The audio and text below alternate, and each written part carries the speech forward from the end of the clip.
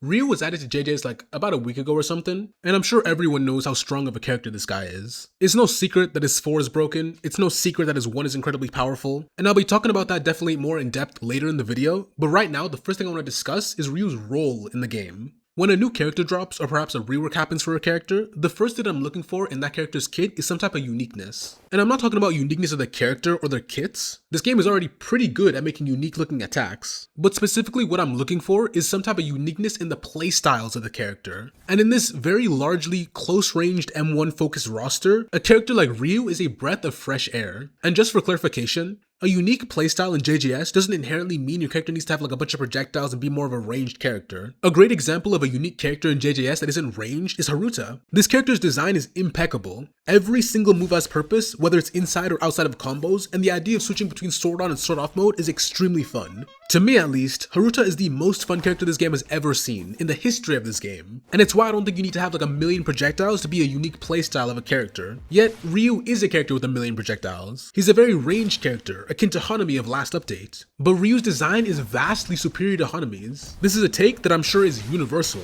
But why is that? Why is Hanami's design so much worse than Ryu's even though they're essentially like the same type of character? Firstly, let's talk about what design means for a character. Definitionally, what makes a character well designed is completely arbitrary and up to personal opinion. I'm not a fighting game developer, I'm not really like 100% sure what makes a character well designed, but I've got a few hours on this game so I can feel like the vibes of when a character doesn't feel fun to fight or fun to use or anything like that. And she is easily up there as one of my least favorite characters to fight against. Let's talk about the most important and the biggest difference between these two characters that make one of them way less fun to fight, and that's their combo game. Hanami combos are the least fun thing I've ever experienced in this game. There is not one reason in this beautiful earth that you can give me why a character like Hanami with so many ranged moves has so many strong unevasible combo routes. It feels terrible to fight against when you're in neutral and the Hanami just randomly hits you with a front dash and now you're eating a full combo that you just can't evasive out of. Or maybe they land an aerial defense response, and now you're getting hit with a neutral M1, a Surging Thorns, another neutral M1, a Front Dash, another neutral M1, a Root Swarm. That's an inescapable combo outside of the Root Swarm at the end. That doesn't feel good to fight against.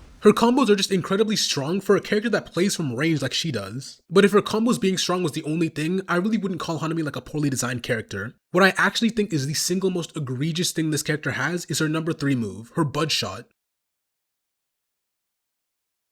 Why does this move exist at all whatsoever? To begin with, this type of mechanic that disables your evasive needs to be handled extremely delicately. Otherwise, the character will feel entirely unfair to fight against. But if they did really want to give it to a character, why would they give it to a character like Hanami? It makes no sense to me. But this video is about Ryu and not Hanami, so let me talk more about Ryu instead. What makes Ryu's addition to the game feel a lot more smooth than Hanami's was, is that it feels like Ryu kind of respects the current climate and meta of the game. Whereas Hanami drops and characters just can't approach her at all, the existence of Ryu's overheat mechanic, the overheat bar or whatever, it creates a safer avenue for these more M1 focused characters to be able to get in and reach Ryu. Don't get me wrong though, Ryu is still extremely strong against those M1 merchant characters, but it's not even close to how it feels like when you're fighting against the Hanami. Hanami really feels like the antithesis to this game's current design. Meanwhile, Ryu actually feels like he belongs. He's a very strong and competent character that doesn't feel like it flips the game on its head, and that nets him a very high tier status. He might not be on the level of Choso, of Hanami, and those guys up in S tier, but he's not far off. And then there's a few things in his kit that pretty much everybody knew when they saw it would make him like a high tier character. We'll talk about the obvious things, but then we'll also talk about the less obvious things that I feel like people don't talk about much, but they still elevate him to that level. And while this video won't be a guide, and I won't be doing a detailed look at every single one of his moves, when discussing Ryu, you kinda have to talk about Granite Blast. This move is definitely the centerpiece of how Ryu plays. And for a good reason too. If you hit the opponent and they haven't just got enough from a ragdoll, they'll take stun without getting ragdolled. This is enough stun to link into a lot of other tools you have. Granite Blast front dash is true, Granite Blast appetizer is true, Granite Blast to his 3 isn't fully true, but it's essentially true. It can even combo into your M1s if you're close enough. The most important thing about this move though is the fact that it has basically 0 cooldown. This lets you spam the move basically as much as you want, but it is held back by the overheat bar. A low cooldown spammable move isn't new to JJS, but I think Ryu does it the best out of every character that has it. The overheat mechanic is an excellent way to balance a character like that, and using Granite Blast is going to be your main way of entering that overheat mode. Because, in my opinion, entering that maximum overheat mode is going to be the best way you can get the most out of your damage. A lot of Ryus that I fight against like to avoid entering that overheat, but personally, entering overheat is completely fine, and against certain matchups, it's what you want to do. And that's because some characters simply can't get to Ryu in time, if you manage your overheat correctly. And the main ways of entering overheat safely is with your overheat appetizer and with your unsatisfied. The way these situations play out for me personally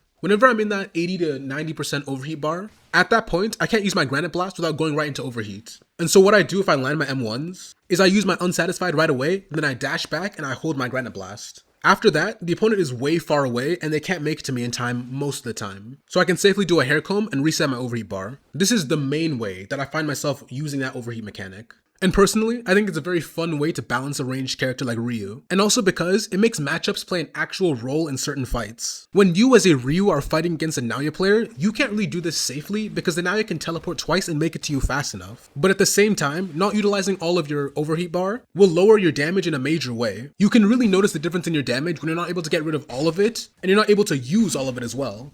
This is personally why I end up using hair comb way more than I end up using sweet. Sweet can still have some applications, but I just don't use it as much. On the topic of the overheat bar though, I think an incredible way that the devs have managed to balance out this mechanic is by making it so landing both of your melee moves, your unsatisfied and your second helping, it lowers the cooldown of your R special. That's an incredible way of forcing these ranged characters to actually come in and engage in M1s. Ryu is strong at range, but at close range, he's pretty weak actually. He's definitely not a 0 or anything of the sort, but because of the fact that he only has 3 M1s and his neutral M1 when he has bar is slower than his other M1s, as well as the fact that his 2 and 3 aren't really that impressive as close range M1 trading options, you'll find that Ryu is just generally weaker than other characters when it comes to M1 trades. This is an excellent design for Ryu. I really love this aspect of him. And it's really what makes me enjoy the design of this character way more than Hanami, who was the previous ranged character that was just added to JJS. He's fun and engaging to use, he's not very fun and engaging to fight against, but that's kind of the design of zoners. They'll never be really fun to fight. But at the end of the day, he's miles better than Hanami, which is what I'd want from a character. A few other quick things I want to touch on before we continue. I might have talked about this like a little bit earlier in the video, but Ryu's third M1 is incredible.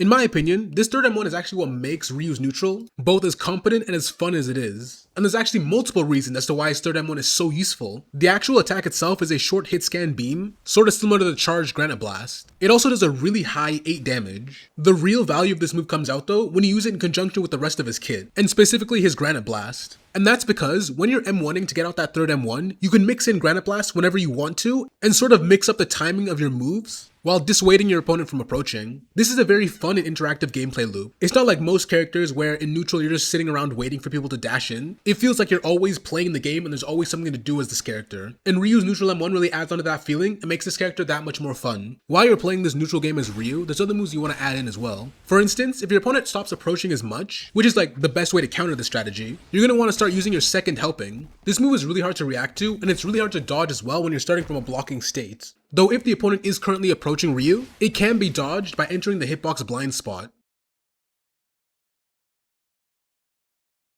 Inside of Ryu, like very close to him, the move really can't hit anybody. And if it does miss, Ryu is open for a punish. Mixing this in with your neutral M1 and with your Granite Blast in neutral can really make this move difficult to predict and avoid, and makes for an interesting yet not overwhelming ranged playstyle. Another reason why I really like the design of Ryu. The final move to touch on, and the move that I think is very underrated by the community right now, is Ryu's Appetizer. After the move got nerfed and became blockable, people seem to think this move has become like a 0 or something. While the last beam being unblockable was incredibly powerful, the first 2 shots haven't changed. And those first 2 shots are the most underrated part of the move, because Appetizer is fast. It's fast and its animation is very inconspicuous. So in neutral, especially after a third M1 where the opponent is going to start approaching you now, you can immediately catch them with an Appetizer. And this move does a nasty 18 damage. So while the move is nerfed, it hasn't lost its neutral presence at all.